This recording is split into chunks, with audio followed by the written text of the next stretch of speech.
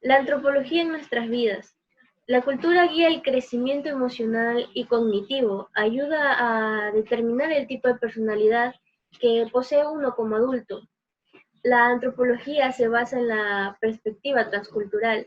La cultura es invisible, se supone como lo normal o como así son las cosas, hasta que se coloca en comparación con otras culturas. Técnicas etnográficas. Entre las técnicas de campo que utiliza el etnógrafo se encuentran las siguientes.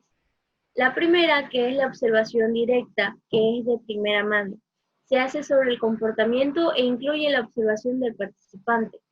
La dos sería la conversación. Se realiza con diversos niveles de formalidad, desde el chismorreo diario que ayuda a mantener el report y ofrece conocimiento acerca de lo que sucede, hasta las entrevistas prolongadas que pueden ser abiertas o estructuradas. El método genealógico es el tercero. El cuarto es el trabajo detallado con consultores o informantes claves acerca de las áreas particulares de las vías comunitarias. Y la cinco, que es historias de vida de personas particulares para realizarlas, se lleva a cabo entrevistas en profundidad. 6. El descubrimiento de creencias y percepciones de los locales o nativos, que pueden compararse con la observación y las conclusiones a las que llegó el etnógrafo. 7. La investigación orientada a problemas de diversos tipos. 8. La investigación longitudinal consiste en el estudio continuo a largo plazo de un sitio o aspecto de la comunidad que se estudia. Y la 9, que es la investigación en equipo, que se trata de investigaciones coordinadas en las que participan varios etnógrafos. También tenemos lo que es la observación y observación participante, que los etnógrafos tienen que prestar atención a cientos de detalles de la vida diaria, eventos estacionales y sucesos inusuales. Deben registrar todo lo que ven y todo como lo observan. Durante las primeras semanas en el campo, las cosas nunca parecen más extrañas de lo que son. Con frecuencia, al llegar a un nuevo sitio de trabajo de campo, los antropólogos experimentan un choque cultural que es un extraño y profundo sentimiento de alienación. También tenemos lo que es valorar la diversidad, que tenemos que la diversidad humana, también se podría decir que los antropólogos también sufren choques culturales. Este mundo es diverso y nunca terminas de estudiarlo en sí. Entonces, eso hace que lo que no conoces se vuelva un choque cultural. Los antropólogos estudian a los seres humanos en el tiempo y espacio en que los encuentras. La antropología estudia toda la condición humana, como son el pasado, presente y futuro, su biología, sociedad, lenguaje y cultura. Informantes culturales claves. En toda comunidad existen personas que por accidente, experiencia, talento o capacitación pueden ofrecer la información más completa o útil acerca de aspectos particulares de la vida. Dichas personas son informantes claves o también llamadas consultoras claves. Hola, mi nombre es Jocelyn Mendoza y les voy a hablar sobre las siguientes técnicas etnográficas. Como quinta están las historias de vida. En las sociedades varían las personalidades, intereses y habilidades individuales. Los antropólogos desarrollan gustos y aversiones en el trabajo de campo y con frecuencia cuando encuentran a alguien interesante, recopilan su historia de vida y esta recolección de experiencia de la vida de una persona ofrece un retrato cultural más íntimo y personal que otros métodos. Tales narraciones llegan a ilustrar la diversidad que hay dentro de cualquier comunidad y son orientadas a personas las cuales interpretan y lidian con algunos de los mismos problemas que otros. Muchos etnógrafos incluyen la colección de historias de vida como parte sustancial de su estrategia de investigación. Como siguiente técnica están las creencias y percepciones locales y las del etnógrafo. Una meta de la etnografía es detectar las creencias y percepciones locales, nativas, y estas pueden compararse con las observaciones y conclusiones propias del etnógrafo. En el trabajo de campo, los etnógrafos por lo general combinan dos estrategias de investigación. Por un lado está la EMI, la cual está orientada a lo nativo. Este enfoque EMI investiga qué piensa la gente local. Al operar de esta manera, el etnógrafo busca el punto de vista nativo y se apoya en la gente local para explicar las cosas y decir si algo es significativo o no. Aquí entra lo que es el término informante cultural o consultor, el cual hace referencia a los individuos que el etnógrafo busca conocer en el trabajo de campo. Las personas que le enseñan acerca de su cultura son los que proporcionan la perspectiva étnica. Por otro lado está la ética, la cual está orientada a lo científico. Aquí cambia el foco de las observaciones, las explicaciones e interpretaciones locales a las del antropólogo. Del enfoque ético se deriva la interpretación de las culturas de manera imparcial, ya que los miembros de una cultura con frecuencia están demasiado involucrados en su vida cotidiana para hacerlo. Al operar de manera ética, el etnógrafo enfatiza lo que el observador o la observadora nota y considera relevante. El etnógrafo debe tratar de plantear un punto de vista objetivo y comprensivo al estudio de otras culturas. Los etnógrafos usualmente combinan estas dos estrategias en su trabajo de campo. La siguiente técnica es la etnografía orientada a problemas. La mayoría de los etnógrafos ahora entran al trabajo de campo con un problema específico por investigar y recopilan datos relevantes a dicho problema. Las respuestas de los locales a las preguntas no son la única fuente de datos.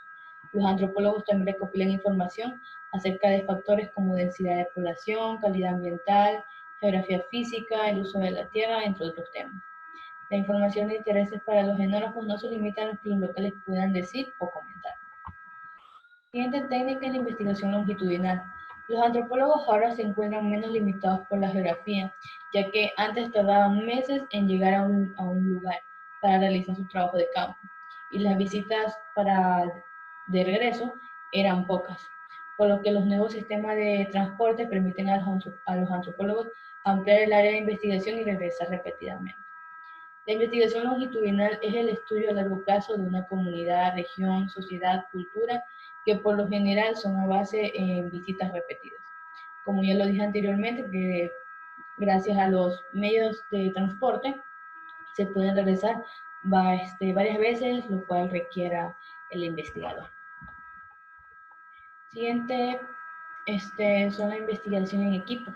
La investigación longitudinal con frecuencia es investigación en equipo. Un ejemplo que aparece en el libro Cota, en la comunidad de Arembepe, Brasil, que fue uno de los 4 sitios para el ahora extinto proyecto de Columbia, Cornell, Harvard, Illinois Summerfield Studies Program in Anthropology, programa que envió anualmente a más o menos 20 estudiantes de pregrado a realizar una breve investigación de verano en el extranjero. Estos permanecieron en comunidades rurales de 4 países, Brasil, Ecuador, México y Perú. Kotak y su esposa comenzaron a estudiar en Bepe, la cual se convirtió en un sitio de campo longitudinal. 3 generaciones de investigadores han monitoreado diversos aspectos de cambio y desarrollo. Esta comunidad se ha transformado en una villa, en un pueblo que ilustra el proceso de globalización a nivel local. Su economía, religión y vida social se transforman. Arembepe es un sitio por donde han pasado y trabajado diversos especialistas, que forman parte de un equipo que realiza investigación de tipo longitudinal. Como último tema de los que voy a hablar yo es la técnica del cultivo de espacio y escala. La investigación longitudinal y de equipo ilustran un cambio importante en la antropología cultural, y esta está enfocada en una sola comunidad o cultura y la trata como única en el tiempo y el espacio. Es el reconocimiento del devenir de las personas, la tecnología, las imágenes y la información. El estudio de estos forma parte del análisis antropológico y el reflejar del mundo de ahora, el de hoy. La etnografía es cada vez más multitemporal y multiespacial. Malinowski se enfocó en la cultura de los Trobriand y pasó la mayor parte de su estancia de campo en una comunidad particular. También es relevante el reconocimiento creciente de las asimetrías de poder y cómo afectan la cultura y de la importancia de la diversidad dentro de estas culturas y las sociedades. Cada vez más los antropólogos se interesan por estudiar a los medios masivos de comunicación, que en términos de cultura y espacio se constituyen como rarezas. Las imágenes y los mensajes en los medios de comunicación fluyen de manera electrónica. El Internet permite descubrir nuevas posibilidades culturales, pero en realidad los medios masivos de comunicación son fenómenos sin lugar, son transaccionales en ámbitos y juegan un papel en la formación y mantenimiento de las identidades culturales. Los etnógrafos tienen que seguir cada vez más a las personas y las imágenes que estudian. El método de observaciones de cerca ayuda a distinguir la antropología cultural de la sociología y de la investigación por encuesta.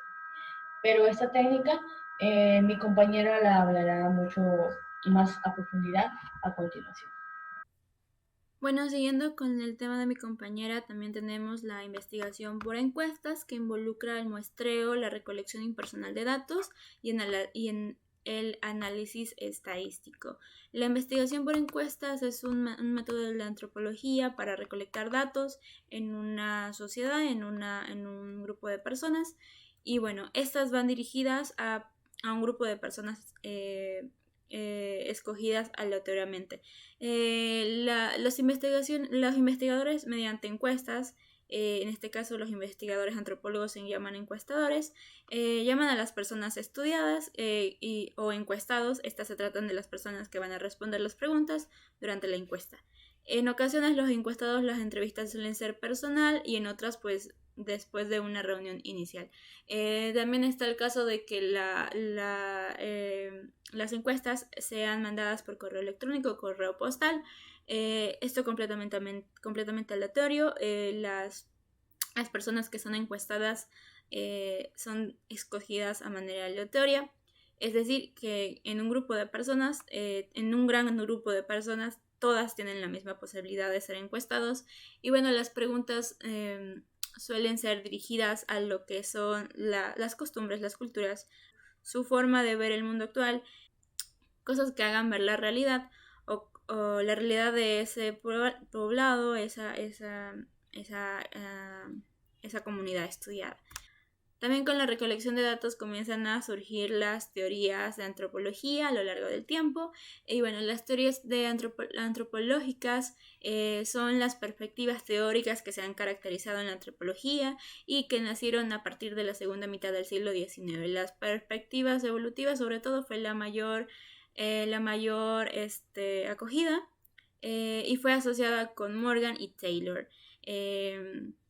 Como les decía, la más conocida, la más acogida fue la del evolucionismo, que fue muy asociada con Taylor y con Morgan. Estos escribieron unos libros clásicos en la antropología durante el siglo XIX. Y bueno, Morgan supuso que el evolucionismo iba sobre la sociedad humana, que esta evolucionó a través de una serie de etapas que se llamaron salvajismo, barbarie y civilización. Y bueno, profundizando un poco entre el salvajismo, esto comenzó como cuando las personas comenzaron a usar el fuego, el arco, comenzaron a domar los animales, la vegetación. Y bueno, la civilización llegó a partir de que las personas comenzaron a usar el hierro como herramienta. Y bueno, el evolucionismo de Morgan se conoce como el evolucionismo unilateral,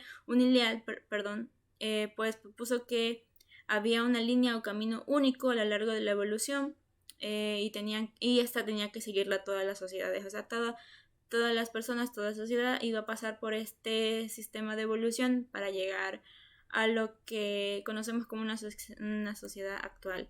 Entonces, ese fue el evolucionismo que se propuso y se sostuvo mediante las teorías de Morgan y Taylor. También tenemos a los bosainos. Esta teoría se basó en el comportamiento, se basó en la comprensión de las culturas humanas como maleables y perpetuas a través del aprendizaje social y entendió las diferencias de comportamientos entre los pueblos. Los bosainos se basa en el estudio de 4 campos de la antropología, que son la antropología cultural, la antropología lingüística, la antropología física y la arqueología. También tenemos la aparición del particularismo histórico. Esta teoría apareció junto con el rechazo de la teoría del evolucionismo que se fue propuesta por Morgan y Taylor. No coincidían con lo que proponía esta teoría y tampoco se asoció con cualquier antropólogo interesado en la comparación transcultural. Los evolucionistas comparaban la sociedad con la intención de reconstruir la historia evolutiva del Homo sapiens. Y bueno, ahora a continuación mi compañera con más teorías de la antropología. Atención independiente frente a disfunción. Las generalidades culturales se comparten de algunas sociedades, pero no todas. Para explicar las generalidades culturales como el totemismo y el clan, los evolucionistas enfatizaron la invención independiente. Esto lo hicieron con el tiempo que las personas se toparon para dar solución cultural a un problema común. Podemos poner de ejemplo a la agricultura, ya que esta fue inventada muchas veces. Los guasianos, aunque no niegan la invención independiente, otorgaron mayor importancia a la disfunción o el préstamo de otras culturas. Las unidades analíticas que usaron para estudiar disfunción fueron los rasgos culturales, el complejo de rasgos y el área cultural. Entrando en contexto en cada uno de estos tres puntos, hablando del rasgo cultural, era algo como un arco y flechas. Un complejo de rasgos era el patrón de cacería que iba con ellos. Y por último, el área cultural, que se basaba en la difusión de rasgos y complejos de rasgos a través de un área geográfica en particular. Podemos poner de ejemplo las planicies, el suroeste o la costa del Pacífico Norte de Estados Unidos. Para los guasianos, el particularismo histórico y la difusión eran complementarios. Esto fue conforme los rasgos culturales se difundían. Desarrollaban sus historias conforme entraban y movían a través de sociedades particulares. También tenemos el funcionalismo, que es otro reto al otro reto que vino de Gran Bretaña y fue llamado evolucionismo. El funcionalismo propuso la búsqueda de orígenes. Esto lo hizo mediante la evolución o la disfunción. Y en su lugar se enfocó en el papel de los rasgos y las prácticas culturales en la sociedad contemporánea. Las dos principales corrientes de funcionalismo se asocian con Alfred Brown y Malinowski, antropólogo polaco que enseñó principalmente en Gran Bretaña. Hablando de Malinowski, tanto él como Brown se enfocaron en el presente, más que en la reconstrucción histórica. Él realizó trabajos de campo, pionero entre grupos vivos. Por lo general es considerado el padre de la etnografía en virtud de sus años de trabajo. En el primero, enraizado en su etnografía, creyó que todas las costumbres e instituciones en la sociedad estaban integradas e interrelacionadas, de modo que si una cambiaba, las otras también lo harían. Cada una entonces era una función de las otras y así funcionaba la primera etapa. La segunda corriente del funcionalismo de Malinowski se conoce como el funcionalismo de las necesidades. Él creyó que los humanos tenían un conjunto de necesidades biológicas universales y que desarrollaban costumbres para satisfacerlas. La historia conjetural. De acuerdo a Brown, aunque la historia es importante, la antropología social nunca podría esperar descubrir las historias de la gente sin escritura. Desconfiaba tanto de las construcciones evolutivas como de las disfuncionistas, puesto de que toda la historia era conjetural. Brown urgió a los antropólogos sociales a centrarse en el papel que juegan hoy determinadas prácticas particulares en la vida de la sociedad. Se hizo un famoso ensayo donde Brown examinó el papel prominente del hermano de la madre entre los Batonga de Mozambique, un sacerdote evolucionista que trabajó en Mozambique y anteriormente había explicado el papel especial del hermano de la madre en esta sociedad patrilineal, como supervivencia de un tiempo en que la regla de filiación había sido matrilineal. Brown creía que la historia de la sociedad Batonga solo podía ser conjetural. Afirma que la antropología social es una ciencia sincrónica, más que diacrónica. El funcionalismo estructural. El término funcionalismo se asocia con Brown y Edward Evans, otro prominente antropólogo social británico. De acuerdo con el funcionalismo y el funcionalismo estructural, las costumbres sirven para preservar la estructura social. También en la perspectiva de Brown, la función de cualquier práctica es lo que aporta para mantener el sistema de forma parte. Ese sistema posee una estructura cuyas partes trabajan o funcionan para mantener el todo.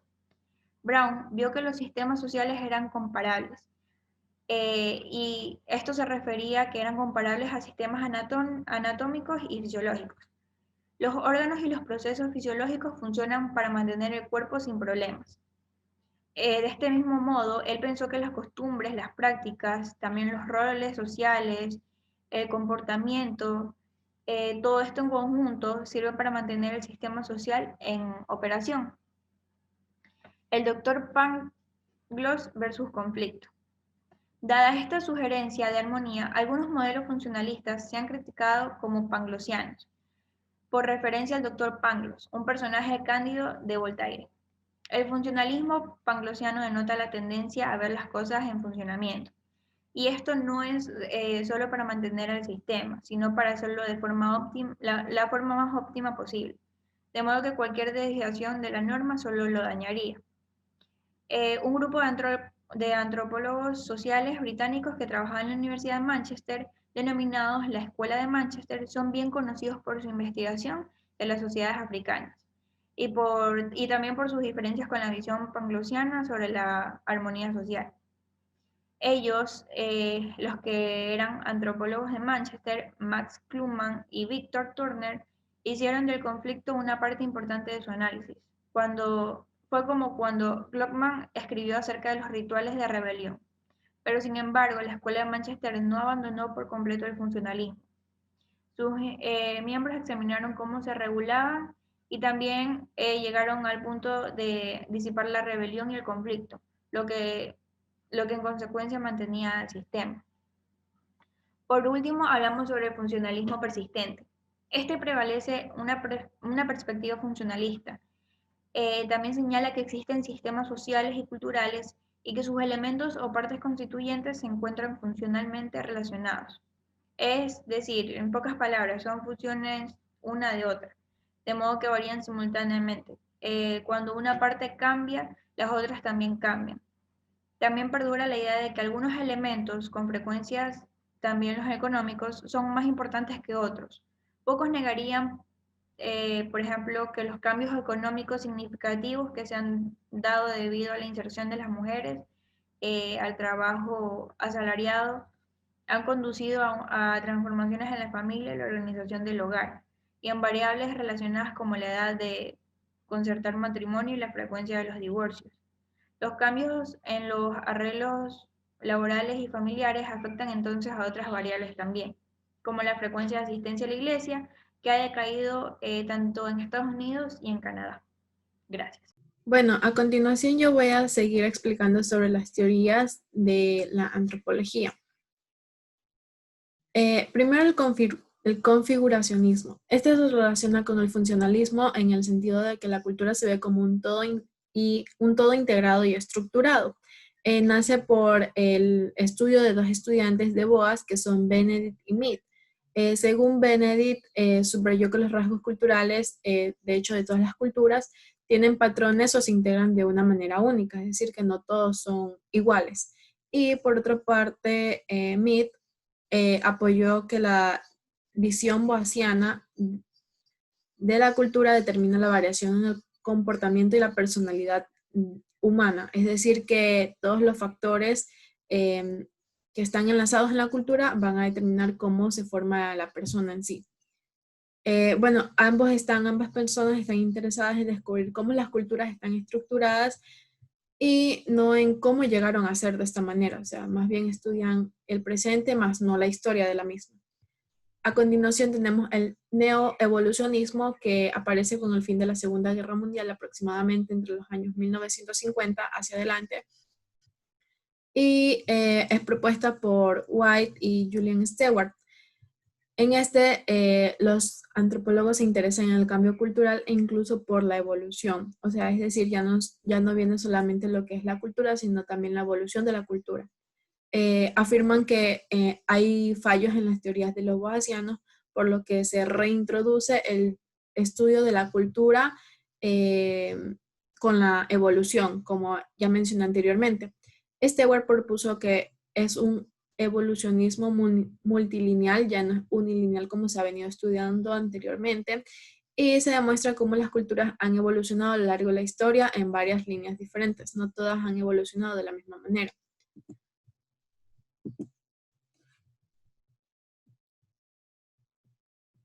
Bueno, también tenemos el materialismo cultural, que nace a partir de la propuesta paradigma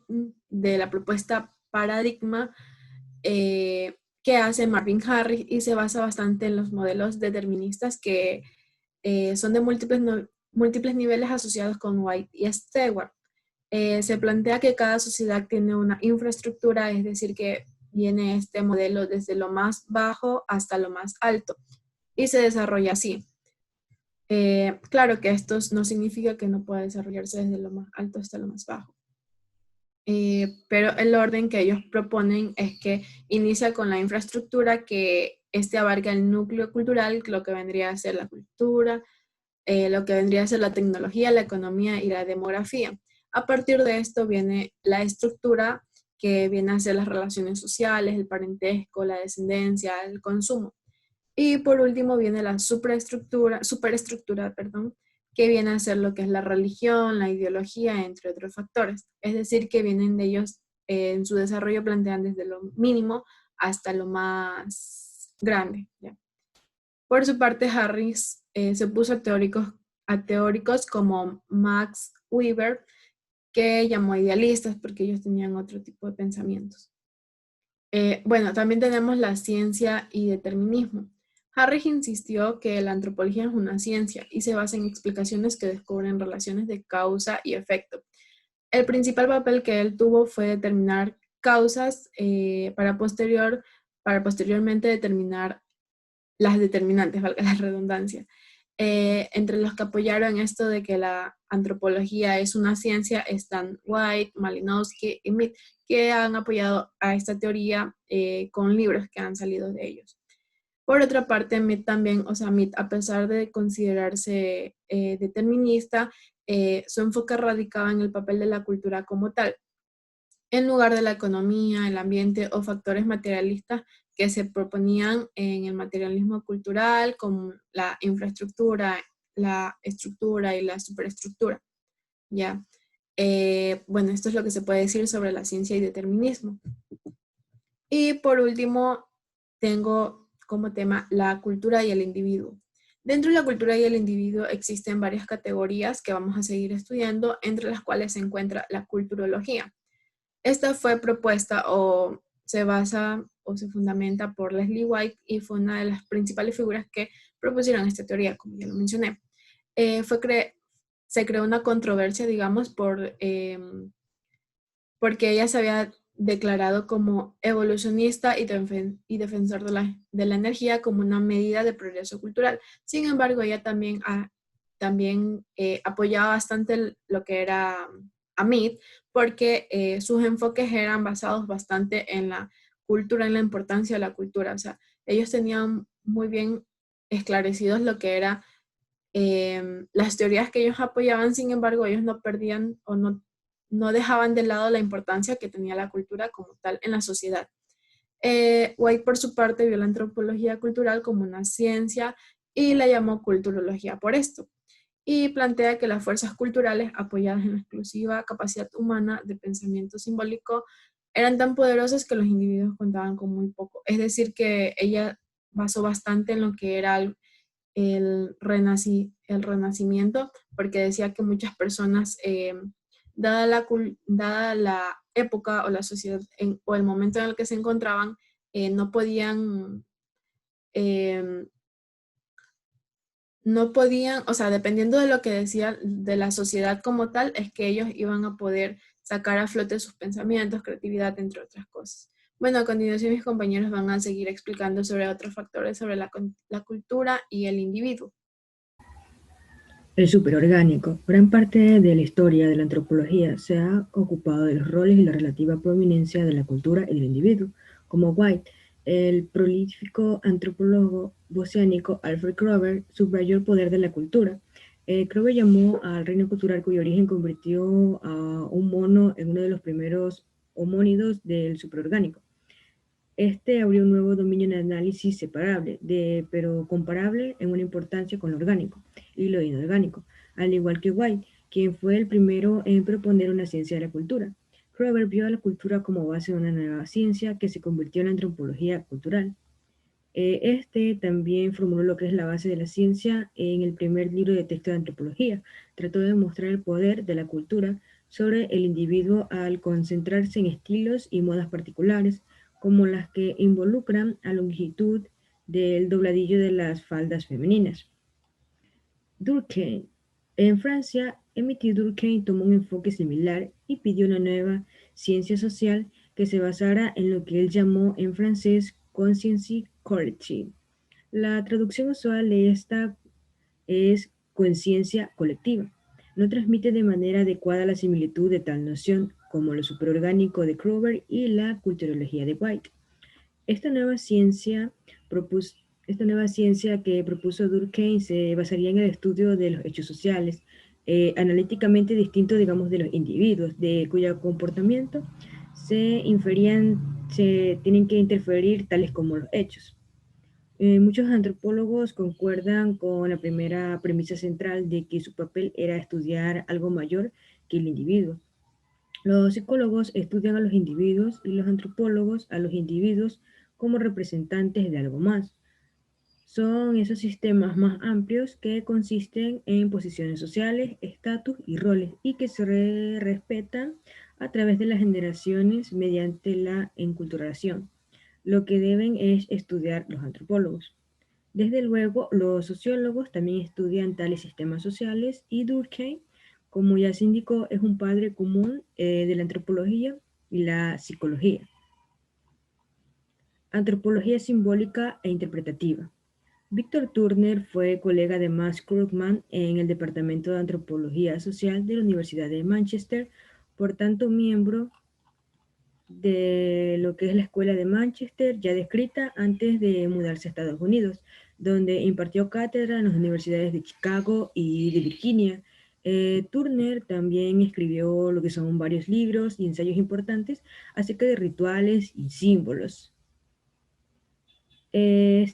También en su colección acerca de lo que son los símbolos y rituales, entre los que son el Bensu de Zambia, donde Turner hizo su principal trabajo de campo.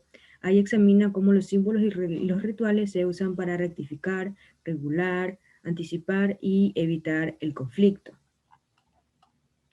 La antropología interpretativa aborda las culturas como textos cuyas formas y especialmente significados deben descifrarse en contextos culturales e históricos particulares.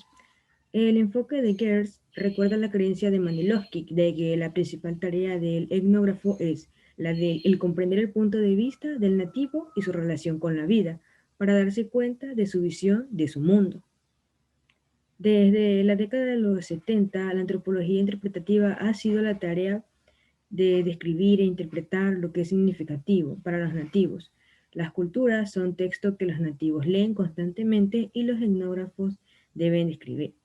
Los significados se transportan mediante formas, símbolos públicos, incluidas palabras, rituales y costumbres. Estructuralismo. En antropología, el estructuralismo se asocia principalmente con Claude Lévi-Strauss, un prolífico y lumbrero antropólogo francés. El estructuralismo de Lévi-Strauss evolucionó a lo largo del tiempo, donde su interés temprano en las estructuras de los sistemas de parentesco y matrimonio, hasta su estudio posterior sobre la estructura de la mente humana. En este último sentido, el estructuralismo levi-straussiano no se dirige a explicar las relaciones, temas y conexiones entre aspectos de la cultura, sino en descubrirlos. En la creencia de Levi-Strauss de que la mente humana posee ciertas características universales que se originan en características comunes del cerebro del Homo sapiens, tales estructuras mentales comunes conducen a la gente de todas partes a pensar de manera similar, independientemente de su sociedad o sus antecedentes culturales. Entre dichas características mentales universales se encuentran lo que son las necesidades de clasificar, de imponer orden sobre aspectos de naturaleza, la relación de la gente con la naturaleza y las relaciones entre las personas. También encontramos de que Leigh Strauss aplicó sus suposiciones acerca de la clasificación y la oposición binaria de los mitos y encuentros populares. Demostró que tales narraciones estaban constituidas de bloques más simples, estructurales, elementales o mitemas. Al examinar los mitos de diferentes culturas, Levi Strauss muestra que un cuento puede convertirse en otro mediante una serie de operaciones simples. Por ejemplo, al hacer lo siguiente. 1. Al convertir el elemento positivo de un mito a su negativo. 2. Invertir el orden de los elementos. 3. Sustituir un área masculina con una heroína. 4. Preservar o repetir ciertos elementos claves. A través de estas operaciones se puede demostrar que dos mitos aparentemente distintos son variaciones de una estructura común. Esto es, o son transformaciones uno del otro. Enfoques procesuales, encontramos lo que es la agencia, que en este el estructuralismo ha sido criticado por su demasiada formalidad e ignorar los procesos sociales. En el capítulo Cultura se vio que esta convencionalmente se ve como el pegamento social transmitido a través de las generaciones, que liga a la gente mediante su pasado común. Más recientemente, los antropólogos llegaron a considerar la cultura como algo que continuamente se crea y se relabora en el presente. La tendencia a valorar la cultura como una entidad en lugar de verla como un proceso que está cambiando. Los antropólogos contemporáneos, estos enfatizaban ahora más con las acciones, lo que son las prácticas y las resistencias cotidianas, estas que pueden crear y elaborar cultura.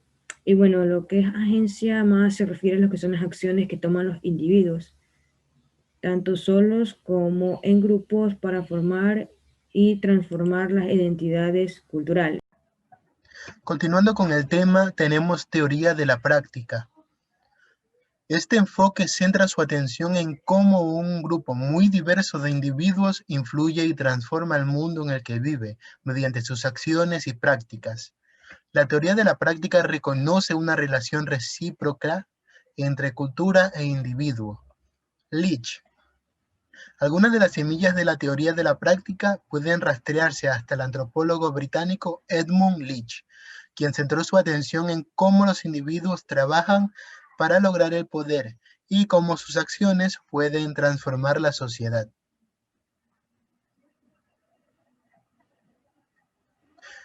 Ahora tenemos teoría del sistema mundial y economía política.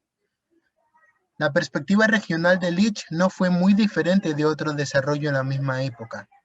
Julian Stewart se unió a la facultad de la Universidad de Columbia en 1964 y ahí trabajó con muchos estudiantes graduados, incluidos Eric Wolf y Sidney Mintz. Ellos escribieron libros que eran ejemplos del sistema mundial y economía política. Además, cualquier enfoque del sistema mundial en antropología tendrá que poner atención a los escritos del sociólogo Immanuel Wallerstein acerca de la teoría del sistema mundial. Cultura, historia y poder. Los estudios de cultura, historia y poder han girado enormemente en torno al trabajo de teóricos sociales europeos, como Antonio Gramsci y Michel Foucault. Gramsci desarrolló el concepto de hegemonía para un orden social estratificado en el que los subordinados aceptan la dominación como natural.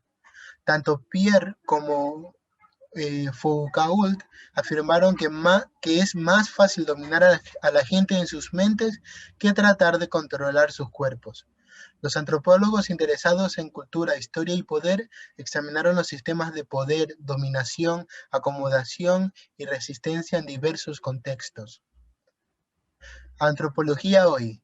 Si ha existido una sola tendencia dominante en la antropología desde los años 60, esta ha sido una creciente especialización. Todavía existen fuertes departamentos de antropología que mantienen las 4 disciplinas, pero hay muchos y excelentes departamentos que carecen de uno o más de las subdisciplinas. En la antropología boasiana, las 4 subdisciplinas compartían una sola suposición teórica acerca de la plasticidad humana. Sin embargo, en la actualidad, después de la especialización, las teorías que guían las subdisciplinas difieren. La etnografía también se ha vuelto más especializada. En la actualidad, el campo se ha expandido para incluir sistemas regionales y nacionales y el movimiento de la gente, como los inmigrantes y las diásporas, a través de las fronteras nacionales. La antropología también atestiguó una crisis en la representación, preguntas acerca del papel del etnógrafo y de la naturaleza de la autoridad etnográfica. Por ello, la Asociación Americana de Antropología ahora cuenta con todo tipo de subgrupos. Los escépticos argumentan que la ciencia no puede ser confiable porque la realizan científicos que provienen de antecedentes individuales o culturales particulares que evitan la objetividad. La mejor elección científica parece ser una objetividad, una combinación de la meta perpetua de la objetividad con el escepticismo acerca de la capacidad para lograrlo. Muchas gracias.